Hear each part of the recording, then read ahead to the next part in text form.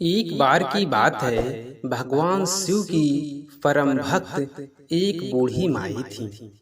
वह हर समय भोलेनाथ की पूजा अर्चना करती रहती थी। वह हर समय भोलेनाथ का नाम जपती रहती थी। लेकिन वह बूढ़ी माई बड़ी कंजूस थी। वह कभी भी किसी को कोई भी चीज दान में नहीं देती थी। यहाँ तक कि वह किसी को एक रोटी तक दान में नहीं देती थी।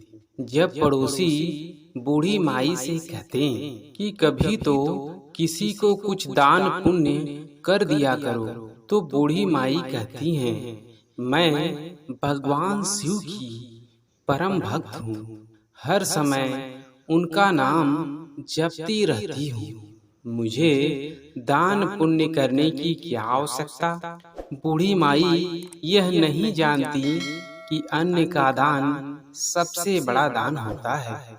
एक दिन भगवान शिव यह सोचने लगे कि इस बूढ़ी को सभी लोग समझा चुके हैं, लेकिन यह किसी व्यक्ति की बात नहीं मानती। यह मेरी बहुत बड़ी भक्त है। यदि मैंने इस पर कृपा नहीं दिखाई तो मेरे भक्तों का मुझ पर से विश्वास उठ जाएगा। ऐसा सोचकर भोलेनाथ ने एक भिखारी का रूप धारण कर उस बूढ़ी माई के द्वार पर जा पहुंचे और उससे भिक्षा मांगने लगे। वह बूढ़ी माई घर से बाहर आई और बोली, बाबा, अभी मेरे घर का सारा काम पड़ा है, बाद में आना। ऐसा कहने के बाद बूढ़ी माई घर के अंदर चली गई। भिखारी के रूप में आए भोलेनाथ वहां से चले गए।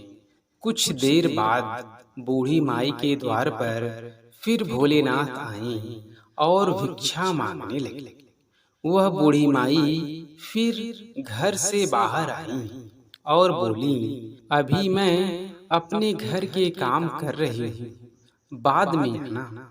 एक बार फिर भोलेनाथ वहां से चले गए और रात के समय उसके द्वार पर भिक्षा मांगने पहुंचे। इस बार बूढ़ी माई यह कहकर टाल देती हैं कि इस समय मेरे पास कुछ खाने को नहीं है।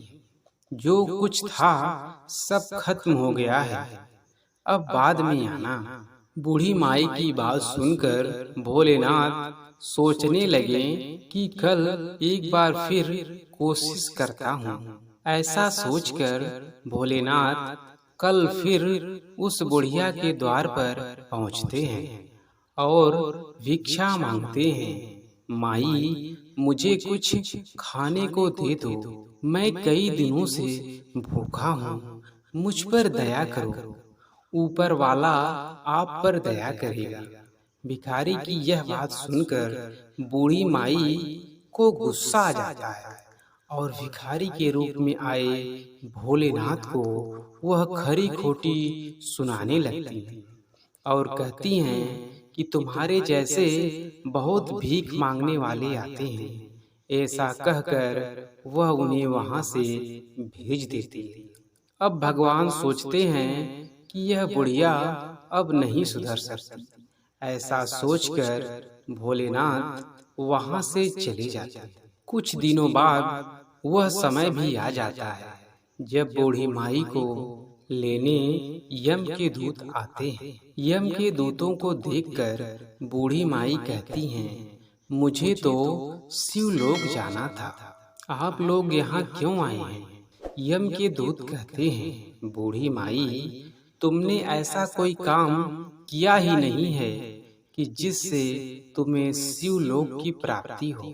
तब बूढ़ी माई कहती हैं, मैं सुबह और शाम भोलेनाथ का नाम जपती रहती थी, पूजा अर्चना करती रहती थी, मुझे शिवलोक ले चलो।